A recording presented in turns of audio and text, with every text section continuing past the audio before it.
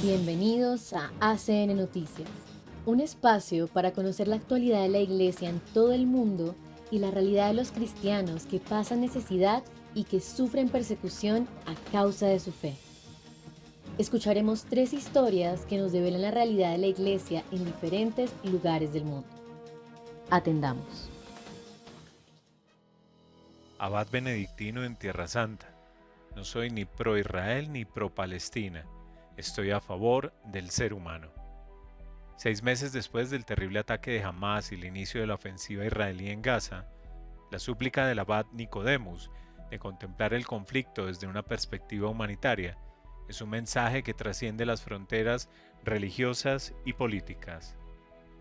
A medida que continúa el conflicto palestino-israelí, Nicodemus Schnabel, abad benedictino de la Abadía de la Dormición, en el monte Sión de Jerusalén, y del priorato de Tabá, en el mar de Galilea, destaca la necesidad de resaltar el enfoque cristiano del conflicto, en una entrevista con la Fundación Pontificia Aid to the Church in Need, ACN. La gente está muriendo mientras el mundo mira como si se tratara de un simple juego donde ondear la bandera de uno u otro equipo, y esta es una situación horrible, dice el abad. No es un partido de fútbol, y no se trata de quién gana puntos, quién consigue las historias más impactantes, ni quién tiene mejores fotos, lamenta. La desgarradora realidad es que muchas de esas personas, dice el abad Nicodemus, escogen un bando sin comprender plenamente las complejidades del conflicto. En estos momentos vivimos una atmósfera polarizada. Existe la exigencia de tomar una postura clara y hacer acusaciones, pero si haces esto, eres parte del juego. La realidad es muy complicada, con muchos piedepágina, corchetes y paréntesis. Por eso, el abad de la Basílica de la Dormición afirma con firmeza: no soy ni pro Israel ni pro Palestina, estoy a favor del ser humano, y esta es mi postura teológica. Durante la entrevista, el abad explica la creencia compartida entre cristianos, judíos y musulmanes de que cada ser humano es creado a imagen de Dios, merecedor de dignidad y respeto, independientemente de su nacionalidad o religión. El monje benedictino señala la peligrosa retórica utilizada por ambos bandos, destacando la trágica consecuencia que eso lleva consigo. No hablan de seres humanos, dicen no son personas, son monstruos, bestias disfrazadas bajo una forma humana, explica ACN. Hay una peligrosa tendencia a deshumanizar al otro. Hablan de neutralizar a la gente, no dicen matar, dicen bajas refiriéndose a las víctimas, como si fueran meras estadísticas. Ocultan el hecho de que se trata de seres humanos que mueren a manos de otros seres humanos. El abad benedictino subraya los desafíos a los que se enfrentan los cristianos en esta región, desgarrada por la división, la violencia y los conflictos políticos entre israelíes y palestinos desde hace décadas. Mucha gente piensa que Israel equivale a judaísmo, y eso representa el mundo occidental, mientras que los palestinos representan el Islam, que sería igual al mundo oriental. Pero los cristianos, aunque solo un pequeño porcentaje, estimado en menos del 2% de la población, no suelen entrar en este juego y sufren bajo estas divisiones que se han intensificado por la guerra.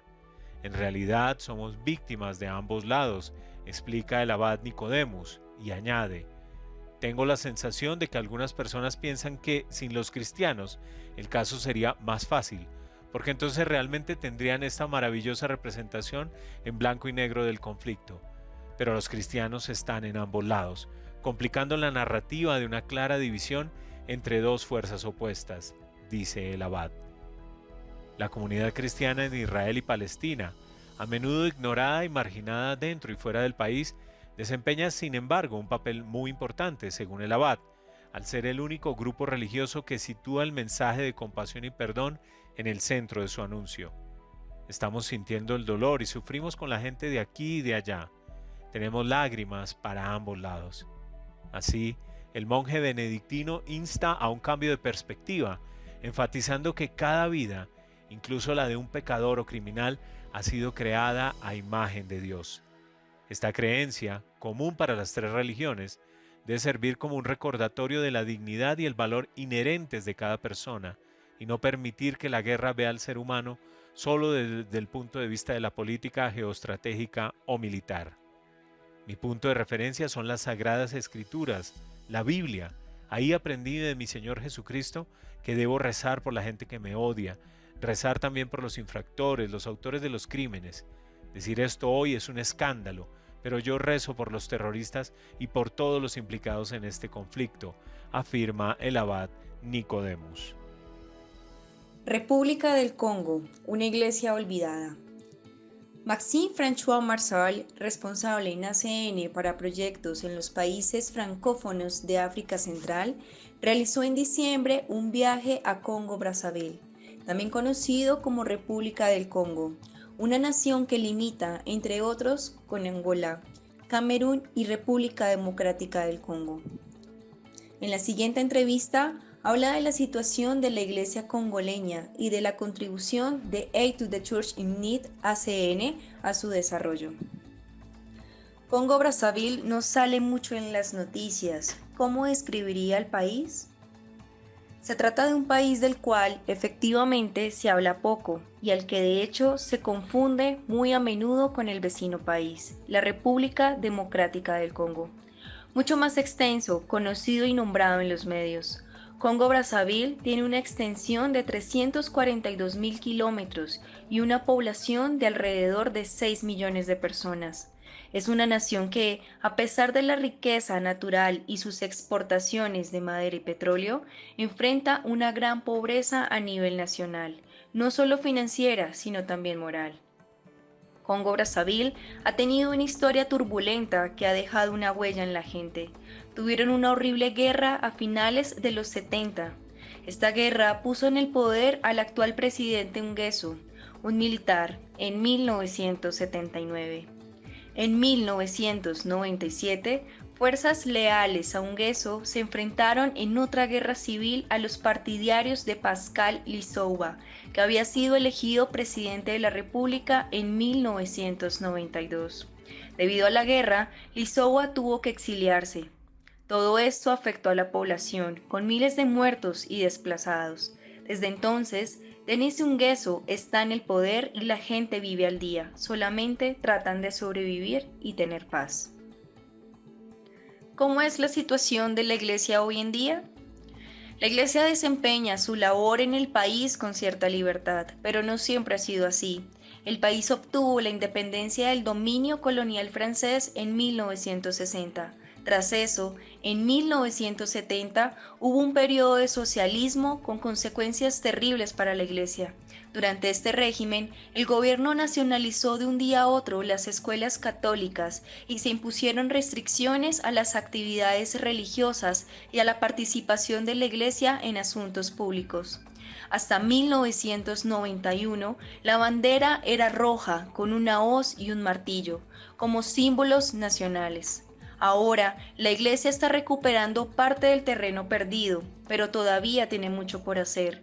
En otros países, como Camerún, por ejemplo, la Iglesia gestiona el 50% de las escuelas, mientras que en Congo el número de escuelas gestionadas por la Iglesia es de un 10% más o menos. Hay aproximadamente un 47% de católicos, 48% de protestantes y un 1.5% de musulmanes, y también un porcentaje menor que cree en religiones tradicionales africanas. Una de las víctimas de esa época fue el cardenal Émile Biagenda. ¿Cómo sigue presente en la vida de los fieles? Es una figura muy querida porque fue un hombre que buscaba la paz. Incluso aquellos que no son católicos lo respetan y admiran. Fue asesinado en 1977, al inicio de la Guerra Civil. En el transcurso de una semana, 3 personalidades importantes del país fueron asesinadas: el entonces presidente Marion Ungabi, el cardenal Biagenda y el expresidente Alphonse Massamba Debat, que fue ejecutado. El cardenal instaba constantemente a mantener la calma y a confiar en Dios. A pesar del peligro creciente, no se quiso ir del país, declarando: «Daré gustoso mi vida por Cristo». Lamentablemente, unas horas después fue tiroteado. Actualmente hay abierto un proceso de beatificación. ¿Cuáles son los desafíos a los que se enfrenta la Iglesia en Congo-Brazzaville? Las vocaciones a la vida religiosa femenina son escasas y el auge de las sectas protestantes es preocupante. La pobreza infunde mucha desesperación entre la gente y la lucha por la supervivencia es tremendamente dura. A pesar de todo, creo que la iglesia en Congo Brazzaville está llena de personas maravillosas y sacerdotes excepcionales. Necesitan que les demos esperanza, que les ayudemos para que las comunidades prosperen. ¿Qué le gustaría destacar de su viaje? Uno de los momentos más emotivos fue cuando en Infondo tuvimos que parar el vehículo en el que íbamos para pedir agua, ya que se nos rompió el radiador. Allí, en medio del camino, nos encontramos una familia de autóctonos, habitantes congoleños que viven en la selva, llamados pigmeos, un término muy despectivo en Congo. Muchos de ellos viven en gran pobreza y no tienen acceso a la educación. Son pocos los que se adhieren a la fe católica porque no aceptan fácilmente la novedad. De hecho, vimos un niño indígena que se puso a llorar al vernos, y cuando preguntamos la razón era porque nunca había visto una persona blanca, ya que apenas tiene contacto con extraños. Pero me impresionó porque aún así, cuando nos encontramos con esta familia y les pedimos agua, no solo nos la dieron, sino que, además, nos recibieron muy amablemente y quisieron enseñarnos su casa. Estamos hablando de casas pequeñas, hechas de ramas y hojas. Son gente muy pobre y aún así te ofrecen todo lo que tienen. ¿Cómo ayuda ACN a la labor de la Iglesia en un país tan desafiante? ACN ha respaldado numerosos proyectos, formación de seminaristas, recursos para la adquisición de vehículos, proyectos educativos, casas para sacerdotes. Durante nuestra visita al seminario de Brazzaville, donde celebramos la misa, quedé impresionado por la actitud admirable de los formadores, quienes están dedicados a un camino muy positivo formando buenos sacerdotes. También, al visitar el orfanato de Santa María Veronique en Owando, experimentamos una cálida bienvenida por parte de las niñas y religiosas, quienes nos recibieron con canciones, mostrando su alegría por nuestra visita. En este orfanato, hace poco financiamos un automóvil. Tenemos muchos proyectos de este tipo en Congo Brazzaville, ya que los vehículos son indispensables, porque las distancias son muy largas y las carreteras están en muy mal estado, muchas veces incluso inundadas. En medio de las dificultades y desafíos que enfrenta la Iglesia en Congo Brazzaville, ¿cree que hay motivos para mantener la esperanza? Es cierto que las personas son muy pobres y se sienten desesperadas e impotentes, pero mantienen su fe. A pesar de todas las dificultades, trabajan incansablemente en condiciones extremas, perseverando en su misión. Recientemente se han nombrado nuevos obispos con una actitud muy positiva y renovada. Como nos dijeron las hermanas en el orfanato, el lema de la Iglesia se puede resumir en seguir luchando por la buena causa y la misión. Así que sí, hay esperanza. Aid to the Church in Need ha financiado más de 200 proyectos desde 2017 para la formación de más de 1.700 seminaristas, además de estipendios de misa, material catequético y casas parroquiales, contribuyendo así a la misión de la Iglesia en Congo Brazzaville. Además, ha apoyado la financiación de proyectos de construcción y de transporte para fortalecer la labor pastoral. África, el mundo del deporte y la publicidad contribuyen a promover la migración ilegal. Un obispo de Guinea Ecuatorial reflexiona sobre las causas y consecuencias de la migración en el continente africano y pide un enfoque más efectivo en la lucha contra la pobreza y la migración ilegal. Al menos 8.565 personas murieron en las rutas migratorias en todo el mundo en 2023, lo que lo convierte en el año más mortal registrado, según los datos publicados en el mes de marzo por la Organización Internacional para las Migraciones. La travesía por el Mediterráneo sigue siendo la ruta más mortal, con al menos 3.129 muertos y desapariciones. En África, la mayoría de estas muertes se produjeron en el desierto del Sahara y en la ruta marítima hacia las Islas Canarias. Además, se cree que muchas muertes no se registran oficialmente, lo que significa que las cifras pueden ser muy superiores. Durante una visita a la sede de la Fundación Internacional Aid to the Church in Need, ACN, Monseñor Miguel Ángel Nguema Di, obispo de la diócesis de Ebibellín en Guinea Ecuatorial, ha destacado la necesidad de abordar de manera más efectiva la situación de pobreza y migración en el mundo. Según Monseñor Nguema, la primera causa de la migración sería la pobreza, pero la ayuda de organizaciones internacionales para mitigarla no estaría llegando actualmente de manera efectiva a quienes más la necesitan. Muchas ayudas se pierden en gobiernos corruptos o estructuras ineficaces, explica.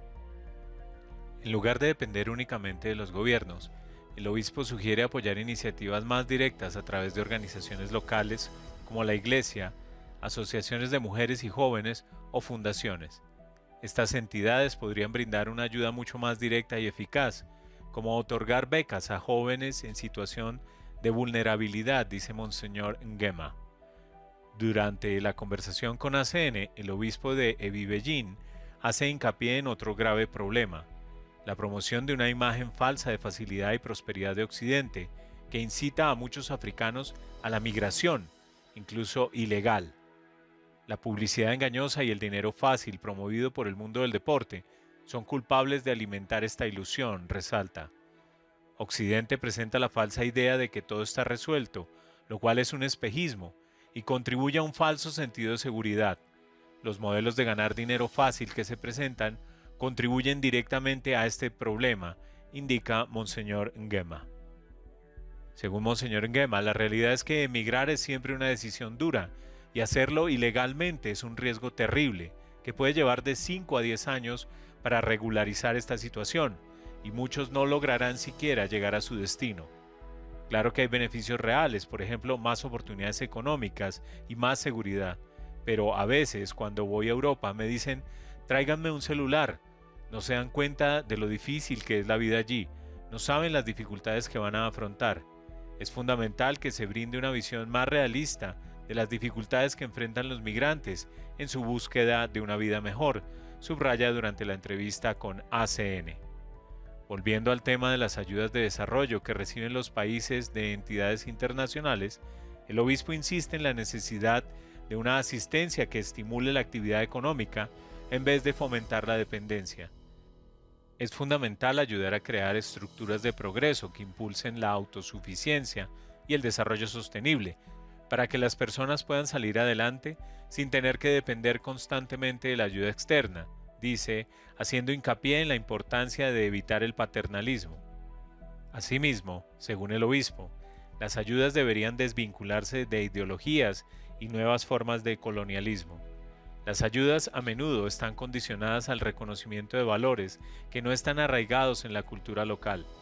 La imposición de temas como el aborto, la diversidad de género o la entrada de sectas da lugar a dinámicas que representan la aparición de un nuevo colonialismo, resalta Monseñor Nguema, a la vez que enfatiza la importancia de respetar y valorar las culturas locales al brindar asistencia.